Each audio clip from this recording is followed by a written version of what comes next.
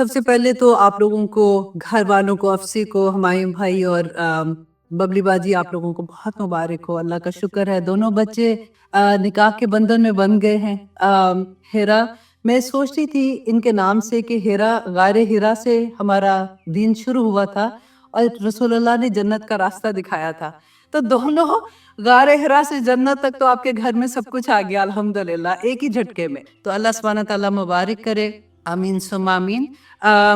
نکاح جو ہے وہ کیا ہے؟ بیسیکلی نکاح جو ہے وہ ایک عہد ہوتا ہے، رائٹ؟ اور عہد بھی کیا ہے کہ ہم نے اللہ سبحانہ تعالیٰ کو گواہ بنا کے ایک عہد کرتے ہیں، لڑکا اور لڑکی اپنی زندگی کیسے وہ گزاریں گے. اس سے پہلے کہ آج ہم اس عہد کے بارے میں بات کریں، میں تھوڑا سا آپ لوگوں کو وہ یاد کرانا چاہتی ہوں، وہ عہد جو ہم نے سب سے پہلے اللہ سبحانہ تعالیٰ سے کیا تھا. کیونکہ جس کو وہ عہد یاد ہوگا، اگر اس نے اس کی پریکٹس کی ہوگی، تو اس کے لیے اس عہد پہ عمل کرنا بہت آسان ہو جائے گا. اور آپ لوگوں کو I'm sure آپ لوگوں کو پتا ہوگا کہ ہم سب نے اللہ سبحانہ تعالیٰ سے سب سے پہلے کون سا عہد کیا تھا. آپ کو یاد ہے کسی کو؟ الحمدللہ وعدہ الست کیا تھا نا. تو وعدہ الست جب ہم نے کیا تھا سورۃ الاعراف کی آیت نمبر 172 میں، جزاک اللہ اوکے ہم نے سب سے پہلے دیکھیے، میں آج جو بھی بات کروں گی نا، آپ لوگ جسٹ اپنے آپ کو اس سینیریو میں کھڑا کر کے دیکھیں گے. کیونکہ وعدہ الست جو ہے وہ ہم سب نے اللہ سبحانہ تعالیٰ سے کیا تھا. ہم سب کی روحوں نے اللہ سبحانہ تعالیٰ سے کیا تھا. اور اللہ سبحانہ تعالیٰ نے سورۃ الاعراف کی آیت نمبر 172 میں فرمایا، اے نبی ان کو یاد دلواؤ. یاد کیوں دلواؤ؟ کیونکہ ہمیں یاد نہیں ہے نا.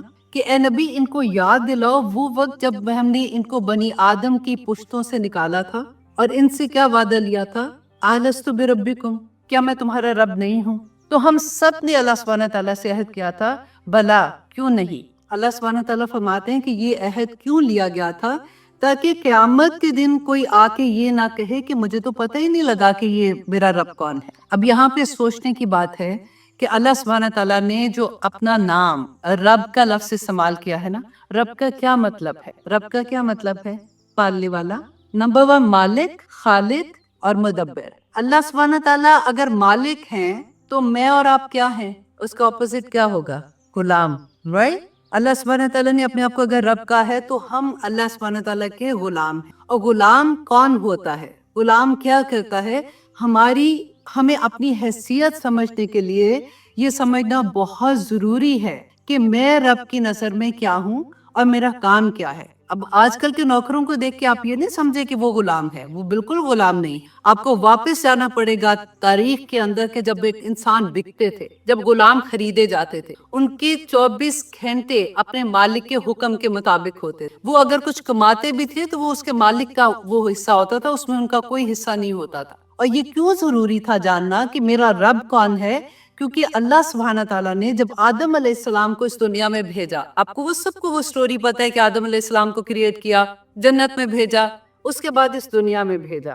تو سب سے پہلے اللہ سبحانہ تعالیٰ نے ساتھ ہی سورۃ البقرہ میں کیا فرمایا تھا کہ تم اب زمین پہ اتر جاؤ، اب تمہارے پاس ہدایت میری طرف سے آئے گی. جو اس پہ عمل کرے گا کامیاب ہو جائے گا، جو نہیں کرے گا وہ دوسری طرف چلا جائے گا.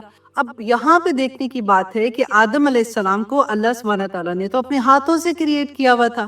اللہ سبحانہ تعالیٰ نے فرمایا وَنُفِخَ فِيهِ مِن رُوحِهِ، تو اس میں روح اللہ سبحانہ تعالیٰ نے اپنی پھونکی. وہ جنت میں رہ کے آئے ہوئے تھے. تو اللہ سبحانہ تعالیٰ کہتے ہیں اچھا جی اب تم دنیا میں جاؤ، تم نے تو دیکھ لیا تم نے کیسے عمل کرنا ہے، ایک غلطی ہوئی تم نے معافی مانگ لی، اب غلطی نہیں کرنا، چلو اب دنیا میں جا کے عمل کرو. ایسا تو نہیں ہوا نا. اللہ سبحانہ تعالیٰ نے فرمایا کہ اب ہدایت ہماری طرف سے اوپر سے آئے گی اور اس پہ جو عمل کرے گا وہی جنت کا حقدار ہو. تو ہمیں یہ دیکھنا ہے کہ کیا ہم اس ہدایت پہ عمل کر رہے ہیں. سورۃ الاحزاب کی آیت نمبر 72 میں اللہ سبحانہ تعالیٰ فرماتے ہیں اِنَّا عَرَضْنَا الْأَمَانَةَ عَلَى السَّمَاوَاتِ وَالْأَرْضِ وَالْجِبَالِ، کہ ہم نے اپنی امانت جو ہے وہ آسمانوں، زمینوں اور پہاڑوں پر پیش. اب غور کیجئے اس ایک آیت کو، تو میں نے یہ امانت اپنی آسمان، زمین اور پہاڑوں پہ پیش کی. وہ کیا امانت؟ قرآن ایک دین تھا اس وقت، تو آدم علیہ السلام کے زمانے سے آ رہا نا وہ گرینڈ سکیم کہ یہ انسان نے دنیا میں جا کے اللہ کے دین کو کیسے آگے پہنچانا ہے، کیسے عمل کرنا ہے، جو اللہ سبحانہ تعالیٰ کی سکیم تھی. اللہ سبحانہ تعالیٰ نے وہ ہر چیز پہ، آسمان، زمین اور پہاڑوں پہ پیش کی تو پھر کیا ہوا تھا؟ فَآبَيْنَا أَن يَحْمِلْنَاهَا، انہوں نے انکار کر دیا. Can you imagine? اللہ سبحانہ تعالیٰ کو انہوں نے انکار کر دیا. وَأَشْفَقْنَا مِنْهَا، اور وہ کانپ اٹھے، ڈر گئے. انہوں نے کہا نہیں نہیں نہیں اللہ سبحانہ تعالیٰ ایکسکیوز می، ہم یہ بوجھ نہیں اٹھا سکتے. وَحَمَلَهَا الْإِنسَانُ، اللہ فرما رہے ہیں کہ انسان نے اس کو بوجھ کو اٹھایا. إِنَّهُ كَانَ ظُلُومًا جَهُولًا، کہ وہ ایسا ظالم و جاہل تھا. اب ہم سوچتے ہیں یا اللہ ایک طرف تو ہم نے اتنا کام کیا کہ کسی نے نہیں اٹھایا، ہم نے کہا ہم اٹھائیں گے. اللہ سبحانہ تعالیٰ کہہ رہے تم تو جاہل ہو. یہ وہ جاہل نہیں ہے جو اردو والا جاہل ہے، یہ اس لیے کہ اللہ سبحانہ تعالیٰ نے فرمایا کہ اس کو پتہ ہی نہیں تھا کہ یہ کتنی بڑی ذمہ داری اپنے سر پہ اٹھا رہا ہے. اور یہ اٹھانے کے بعد اللہ سبحانہ تعالیٰ کا کرم، اللہ سبحانہ تعالیٰ کی محبت، اللہ سبحانہ تعالیٰ کی رحمانیت. اب دیکھیے کہ جب انسان نے اٹھا لیا تو پھر اللہ سبحانہ تعالیٰ نے رحمتوں کی بارش کر دی انسان کو کہ اب تم دنیا میں جاؤ گے نا، کوئی بات نہیں، تم نے اتنی بڑی کام کیا ہے نا، دنیا میں جاؤ گے تو پھر تمہیں کبھی بھی ایسے نہیں ہوگا کہ تمہیں گائیڈنس نہیں ملے گی. دیکھو یہ کام کرنا، یہ کام نہ کرنا، یہ نہیں کرو گے نا تو تمہیں کوئی پرابلم نہیں ہوگا، تمہیں ہمیشہ ہدایت ملتی رہے گی. نبی بھیجے اللہ سبحانہ تعالیٰ نے، رسول بھیجے، کتابیں بھیجی، ہدایت کا کوئی ایک وقت نہیں تھا جب اللہ سبحانہ تعالیٰ نے ہدایت نہیں دی. ہم کہتے ہیں نا کہ ہم لوگ آزاد ہے، انسان اور جنات کو اللہ سبحانہ تعالیٰ نے آزاد پیدا کی. خدا کی قسم ہم میں سے کوئی آزاد نہیں ہے. آزادی تو یہ ہوتی نا کہ جی میں اپنی مرضی سے اپنی زندگی گزار رہی ہوں، پھر مجھے کوئی پوچھنے والا نہ ہو. یہ کیسی آزادی ہے کہ اچھا جی فیصلے تم کرو گے، اگر غلط کرو گے سزا ملے گی، اگر اچھا کرو گے تو پھر جنت ملے گی. تو فیصلے تو پھر ہم اپنی مرضی کے نہیں کر سکتے ہیں. ہمیں سب سے بڑا دھوکہ شیطان نے یہ دے دیا کہ تم اپنی مرضی کی زندگی گزار سکتے ہو. اللہ سبحانہ تعالیٰ رحمان ہے، رحیم ہے، اس نے معاف کر دینا، تمہیں کچھ نہیں ہونے والا. اللہ سے دعا کریں کہ ہم سب کی زندگی میں، الحمدللہ آپ لوگوں کی زندگی میں قرآن کھلا ہی ہوگا، لیکن دعا کریں کہ اللہ سبحانہ تعالیٰ مجھے اس کی سمجھ عطا کرے، ہمیں اس کی سمجھ عطا کرے. کیونکہ قرآن پاک کو آپ علم کے لیے آرام سے لے سکتے ہیں. اللہ سبحانہ تعالیٰ نے شروع میں بتا دیا ذالک الکتاب لا ریب فیہ ھدی للمتقین، یہ وہ کتاب ہے جس میں کوئی شک نہیں ہے، لیکن ہدایت صرف متقیوں کو ہوگی. آپ علم کے لیے پڑھ سکتے ہیں، آپ اس کے نوٹس بنا سکتے ہیں، آپ میری طرح درس دے سکتے ہیں، آپ سب کچھ کر سکتے ہیں، لیکن ہدایت صرف متقی کو ملے گی. اور متقی کون ہے؟ وہ اللہ سبحانہ تعالیٰ نے ایک لسٹ بتا دی نیچے کہ یہ کام کرو گے تو تم متقی ہوگے. دیکھیے اگر ہمیں قرآن ہماری زندگی میں نہیں کھلا ہوگا نا، ہمیں یہ کبھی نہیں پتا چل سکتا کہ ہم کیا چیز صحیح کر رہے ہیں، کیا چیز غلط کر رہے ہیں. ہم کیسے، ہم نے جو ماں باپ سے سیکھا، اپنے انوائرمنٹ سے سیکھا، دوستوں سے سیکھا، رشتہ داروں سے سیکھا، ہم نے نیکی کا معیار اپنے مطابق بنا لیا. اللہ سبحانہ تعالیٰ دیکھیں قرآن پاک میں فرماتے ہیں سورۃ الاعراف میں. اب یہاں پہ یہ بات میں یہ آیت صرف اس لیے لے کے آئی ہوں کہ ہم لوگ جب اپنی زندگی میں اللہ سبحانہ تعالیٰ سے بچوں کی شادیاں ہونے والی ہوتی ہیں، ابھی رشتے دیکھ رہے ہوتے ہیں، اللہ سبحانہ تعالیٰ سے ہر ماں باپ بہت دعائیں مانگتے ہیں، یا اللہ اچھے گھر کے رشتے آ جائے، یا پاک پروردگار کوئی یہ کام ہو جائے، یا اللہ کوئی اب اتنی دیر ہو گئی ہے، نمازوں میں سجدوں میں مائیں دعائیں مانگتے. اور جب اللہ سبحانہ تعالیٰ وہ رشتے عطا کر دیتے ہیں، وہ رحمتیں عطا کر دیتے ہیں، وہ نعمتیں عطا کر دیتے ہیں، تو ہم کیا کہتے ہیں؟ آپ یہاں پہ غور کیجئے کہ غم کا صبر بہت آسان ہے. جب انسان پہ غم آتا ہے نا، فوراً اللہ کے پاس جڑ جاتا ہے، روتا ہے، دعائیں مانگتا ہے. خوشیوں کا صبر بہت مشکل ہے. جب انسان کو اللہ سبحانہ تعالیٰ نعمتیں عطا کرتا ہے، وہ سوچتے ہی نہیں ہے کہ میں اسی رب کو ناراض کر رہا ہوں. آپ کین یو امیجن کہ وہ بچی اور وہ بچہ جس کی شادی ہو رہی ہے، جس کو ہم نے اللہ سبحانہ تعالیٰ سے دعائیں مانگ کے اکٹھا کیا، ان کو ہماری دعاؤں کی کتنی ضرورت ہے. ان کی شادی پہ ہم لوگ جیسے کر رہے ہوتے ہیں، آپ میں سے ہر عورتیں اچھے سے اس بات کو جانتی ہیں کہ جس طرح کی مہندیاں آج کل ہم لوگ کرتے ہیں، آج کل کیا کافی دیر سے جس طرح وہاں پہ ڈانسز ہوتے ہیں، اور لڑکے لڑکے آپس میں کزن ہے کوئی بات نہیں، کالج کا فرینڈ ہے کوئی بات نہیں، یہ تو اس لیے، اور ہم سب سے اگلی رو میں بیٹھ کے تالیاں بجا رہے ہوتے ہیں کہ اور خوش ہو رہے ہوتے ہیں، موویز بنا رہے ہوتے ہیں. تو یہ کیا اللہ کی رحمت اس گھر پہ آئے گی؟ کیا اس خاندان کے اوپر اللہ کا کرم ہوگا جس میں آپ اللہ سبحانہ تعالیٰ کی ناراضگی لے کے بچوں کو رخصت کر رہے ہو؟ पहले तो चलो फिर एक दिन का वक्फा आ जाता था, मेहंदी होती थी, फिर शादी पे डिसेंट सी शादी हो जाती थी, बच्ची को रुखसत कर देते थे। अब शैंडी करके नाच नाच के हम बच्चियों को रुखसत करते हैं और फिर हम इतने फख्र से कहते हैं कि अल्हम्दुलिल्लाह इतने महीनों से तो हमने डांस की प्रैक्टिस की। अब सोचे जरा, हम मुसलमान हैं, कुरान हमारे पास हमारा हाजिर इमाम है। अल्लाह सुब्हानहू हमारे लिए ना, मुसलमानों के लिए एक सुअर ही हराम हो रह गया, पोर्क नहीं खाना। कोई मुसलमान वल्लाही पोर्क नहीं खाता, उसको पता है ये हराम है। उसके अलावा आपको कोई पता नहीं होता कि हमारे लिए अल्लाह सुब्हानहू तआला ने और हराम क्या है। शराब की भी बात करो तो इतने आराम से कहते किधर लिखा हुआ है हराम है, मना है तो कोई बात नहीं, मना तो अल्लाह को मना ही लेंगे। अल्लाह सुब्हानहू तआला सूरत अल-अराफ की आयत नंबर 33 भी फरमाते हैं, कुल कह दीजिए इन्नमा हर्रमा रब्बियल फवाहिश। गौर कीजिए, इन्नमा जो आता है ना, ये जोर देने के लिए आता है, ये मेरे रब का कलाम है, अल्लाह की बात है। अल्लाह सुब्हानहू तआला फरमारे, ए नबी सल्लल्लाहु अलैहि वसल्लम कह दीजिए इनको कि बेहयाई जो है वो हराम है। तो अब बेहयाई किसको समझते हैं, क्राइटेरिया क्या है हमारे नज़दीक? और अल्लाह सुब्हानहू तआला फरमाते, मा ज़हरा मिन्हा व मा बतन, जो तुम जाहिरी तौर पे करते हो, जो तुम छुप के करते हो, वो बेहयाई हराम है। तो अल्लाह के वास्ते आप लोग अपने घरों को कम अज कम देखिए, हम में से हर कोई जिंदगी का कोई पता नहीं है, हमारा वक्त कब आ जाना है।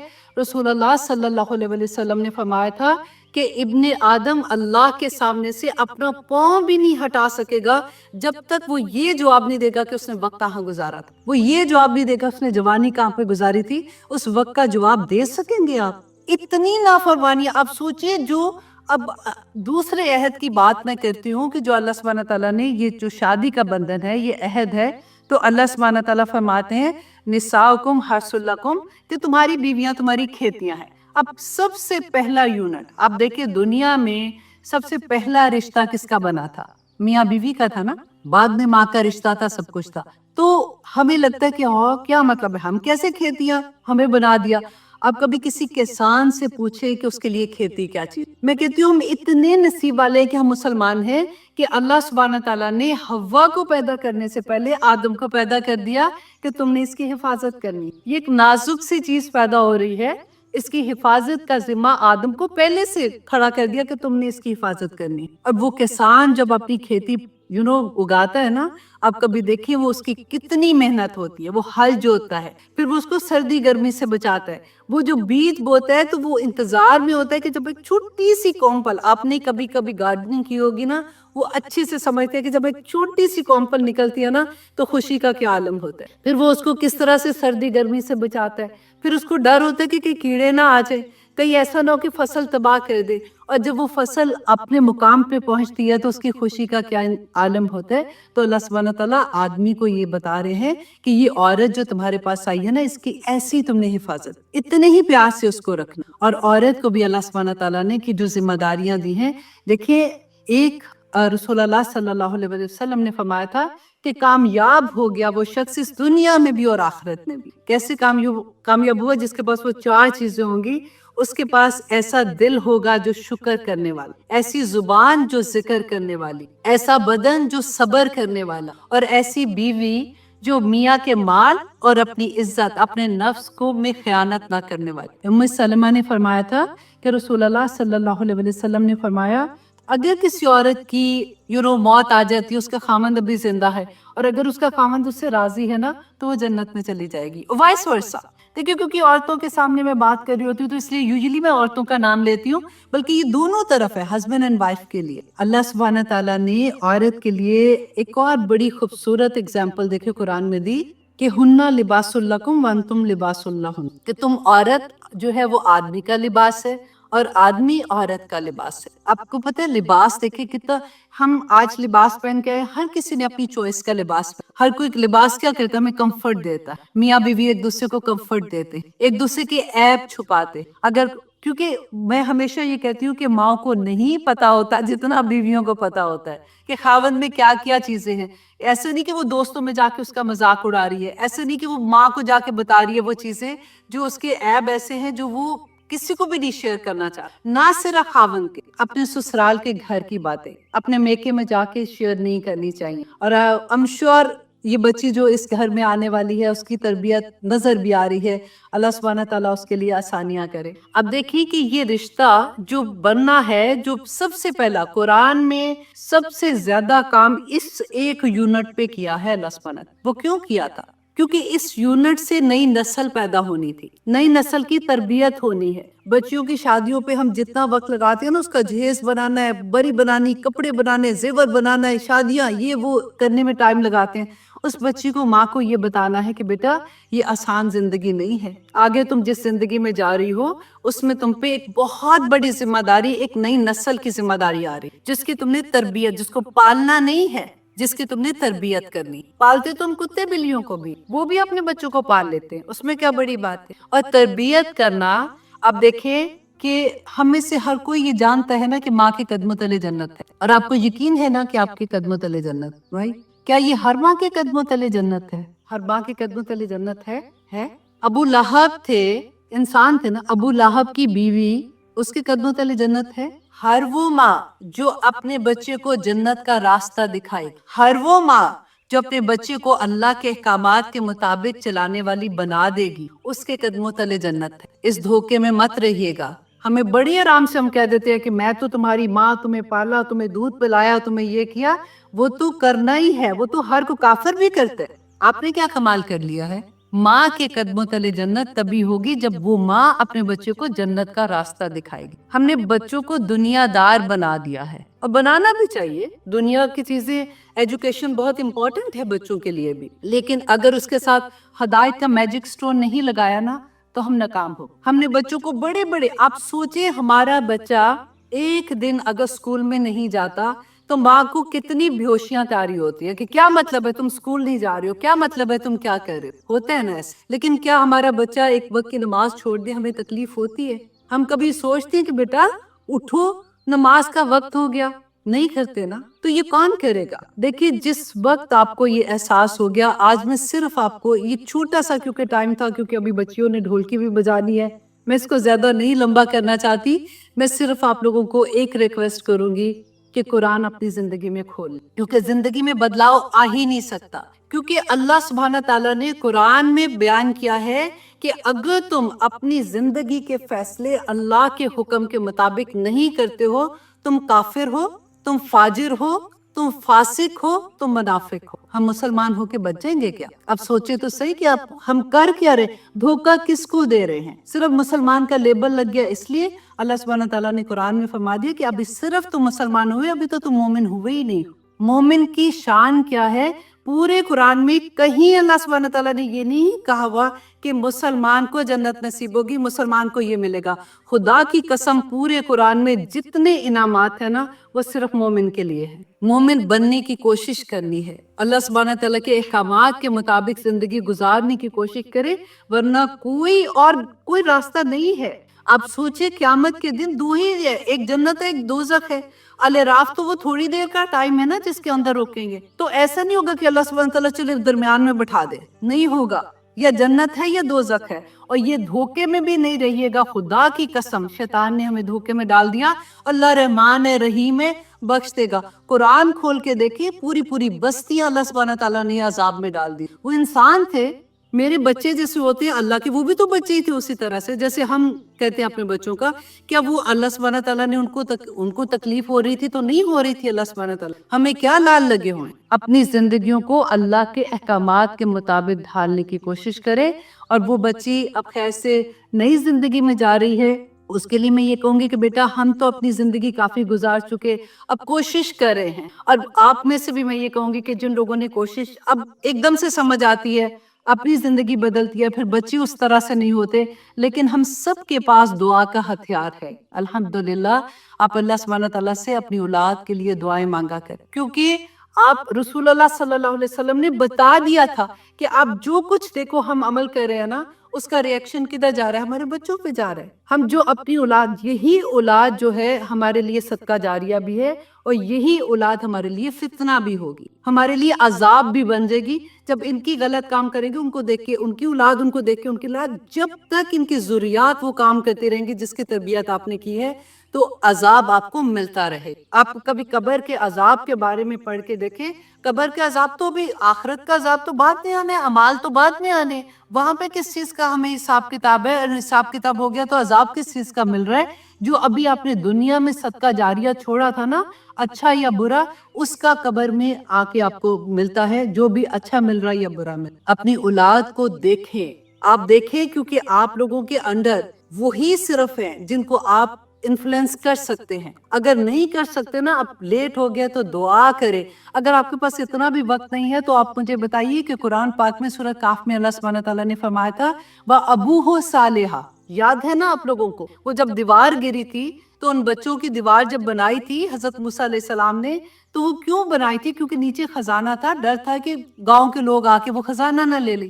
اب باپ مر گیا ہے، کب کا مرا ہوا ہے نا، تو اللہ سبحانہ تعالیٰ نے فرمایا اس کی دعائیں، اس کا نیک عمل اس کے بچوں کے آگے آ رہا ہے، تو کیا ہمارے نیک عمل ہمارے بچوں کے سامنے نہیں آئیں گے؟ اتنی دعائیں کر کے جائیں، اتنی دعائیں مانگ کے جائیں، کیونکہ آپ کو بھی پتہ ہے، مجھے بھی پتہ ہے، ہمارے بچوں کے پاس وقت نہیں ہے۔ ہم ان کی نسلوں کے لیے دعائیں چھوڑ کے جائیں، شاید ہماری دعاؤں سے کسی نہ کسی طرح سے ان پہ اثر، ان کو اللہ والا بنا دیں، کیونکہ ہم اللہ کے پاس جا کے ہمیں سب کو جواب دینا ہے جو ہم کر چکے۔ اس کے لیے اللہ سبحانہ تعالیٰ کا کروڑ شکر ہے کہ ہمیں جب یہ احساس ہوتا ہے ہم توبہ کر سکتے ہیں۔ آج توبہ کر لیں گے تو اللہ سبحانہ تعالیٰ کا اتنی پیارا وعدہ ہے کہ تمام گناہوں کو نیکیوں میں بدل دیں گے۔ اللہ سبحانہ تعالیٰ ہمیں معاف کر دیں گے، اور اللہ سبحانہ تعالیٰ سے دعا کریں کہ اللہ سبحانہ تعالیٰ ہماری نسلوں کی حفاظت کرے۔ آمین ثم آمین۔ تو یہاں تک ہی رکھتے ہیں، چھوٹی سی دعا کر لیتے ہیں بس انشاءاللہ۔